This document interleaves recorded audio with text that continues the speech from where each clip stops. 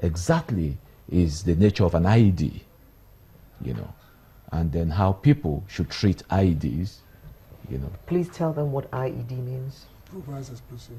Yes, it's an improvised explosive device. That is the one that the terrorists, the Boko Haram people, that's the one they just prepare and then use and to create chaos, to bomb people, you know, marketplaces, churches, mosques, you know.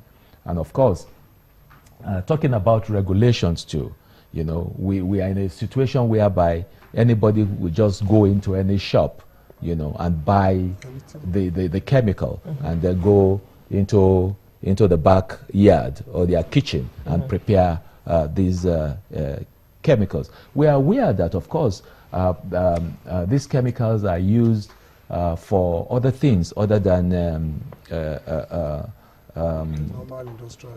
yes, other than for explosives to create chaos and to maim people, you know, they are for industrial use, you know. So, but even at that, there should be, you know, people should be licensed, you know, to bring in this product.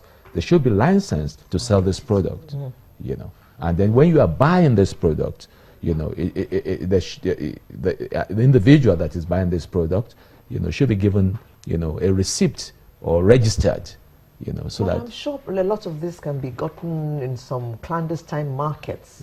Yes, that's what we're saying, that as much as possible, you know, we must guide against people having access to such clandestine markets, you know. There should be a regulation, you know. And then, of course, talking about my learned friend was talking about teaching some kind of subject.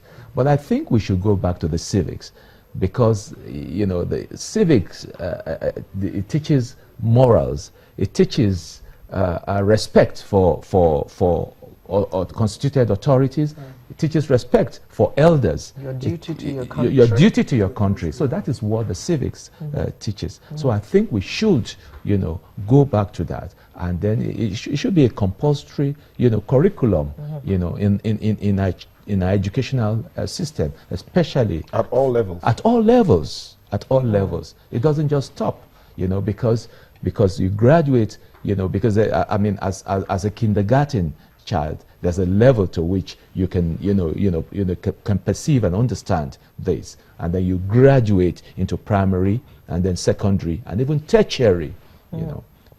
How effective are the telephone numbers which we have, the emergency numbers of 112 and 767? How efficient are they? Well, again, talking about efficiency, you know what, most times you have network problem, you know. So I have tested some of these numbers, and, you know, they do work. They do work. And one thing I would also like to chip in is, my friend on the other side made mention of coordination of security agencies. I believe that there's something in place, you know. For example, each state has its security committee that is chaired by the state governor. And then in the security committee, you have the military commander there, you have the police commander there, you know, you have the naval commander, you have the state security services people there, you know. So, but I think they should just be encouraged to step up on these, and then to also go.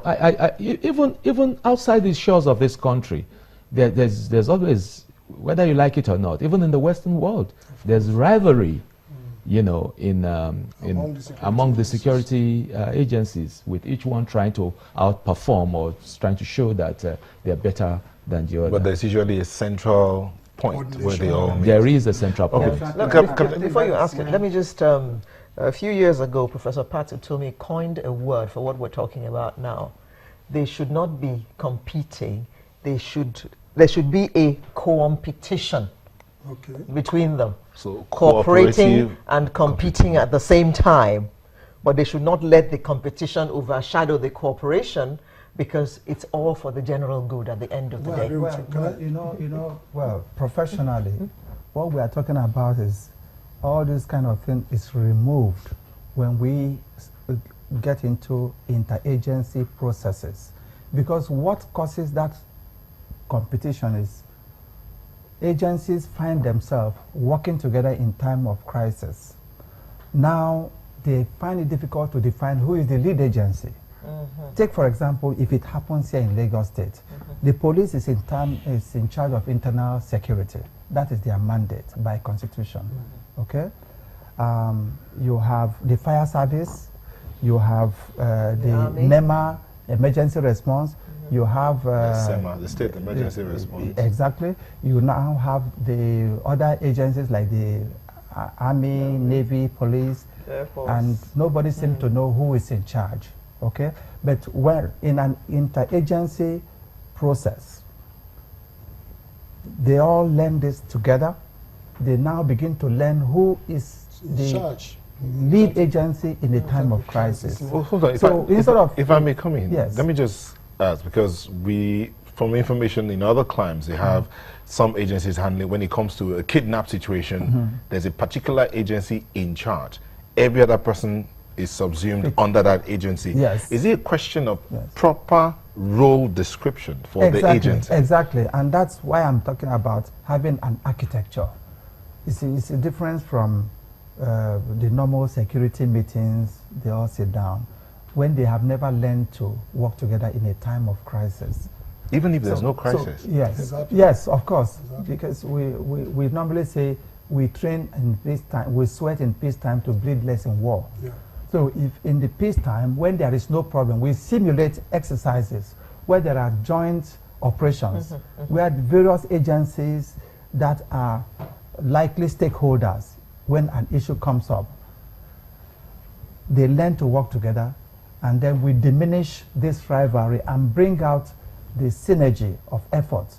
So we, instead of the rivalry, we have cooperation and coordination as against competition and division. Exactly. So that is what happens. But right now we're not talking about such processes when we don't have the an encompassing architecture. And that's what I'm saying. That architecture must be in place. There should be a national architecture which filters down to state architecture, so that when things like this happen, there is already a structure that is there. Okay? Everyone just falls into Mr. place. Daniel, Everybody falls into place. Since you're the lawyer, and I'm sure you've looked at the law setting up with different agencies, there are some agencies internally that are supposed to be closer to the citizens. You have the police, you have the NSCDC. Now, what can we do? You were the one that raised the issue of the police at the lower divisions being, for lack of a better word to describe it, messed up. And it needs to be a reorientation, a rebranding, and a repositioning of the police at the lower level, especially since it's closer to the citizens. So what should be done now to get the police, to get the trust of the people in the police force and the NSCDC to rise? The same opinion I gave, that the reorientation be introduced, particularly at the lower level of the police. At the top level, they are improving. So the DPOs, some of them are those that grew from the rank and file, who are used to certain pattern of policing. So the IG should do something about that. I don't want to say it should sack old policemen, but they should consider that the older ones are used to old method, which is yes. So that is one. Then two. Sorry, let me draw this analogy. When we had what's the name of this disease that came and was killing, Ebola. Ebola. When we had Ebola, you saw the way the Minister for Health fought it. The orientation was massive. Even market women knew what to do. Now, that was the Minister for Health. We have the IG. We have the National Security Advisor.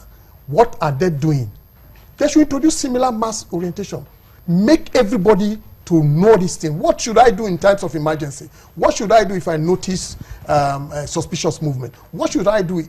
The same way that, because internationally Nigeria was commended the way we